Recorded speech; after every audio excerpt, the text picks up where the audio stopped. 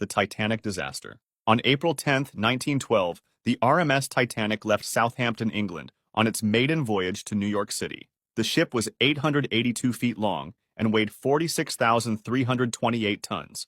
Over 2,200 passengers and crew were on board. First-class cabins had private parlors and marble bathrooms. The Titanic was called unsinkable. Captain Edward Smith commanded the vessel. The weather was perfect. Calm seas stretched in every direction. By April 14th, the ship was 4 days into its journey. That evening, passengers dined in the Grand Saloon. Women wore their finest gowns. Men smoked cigars. Below deck, third-class passengers sang and danced.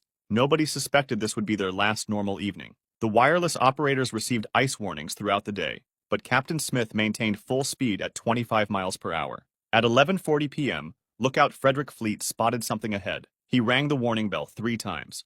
Iceberg, right ahead. First Officer William Murdoch ordered the engines reversed, and the ship turned hard to port. The Titanic needed half a mile to turn. The iceberg was only about 1,312 to 1,640 feet ahead. Time slowed. The massive ship began turning, but not fast enough. The ship's starboard side scraped along the iceberg. Passengers in first class felt only a slight shudder. Some went on deck and picked up chunks of ice, laughing and throwing them at each other. They had no idea what was happening below. Below the waterline, the iceberg tore open at least 5 watertight compartments. Titanic could survive 4, but not 5. The captain ordered the lifeboats uncovered. There were only 20 boats. Together, they could hold 1,178 people. Over 2,200 were aboard. At first, passengers refused to get in. The lifeboats looked tiny, hanging 70 feet above the dark ocean. By 2:05 a.m., the last lifeboat left. Over 1,500 people remained on board.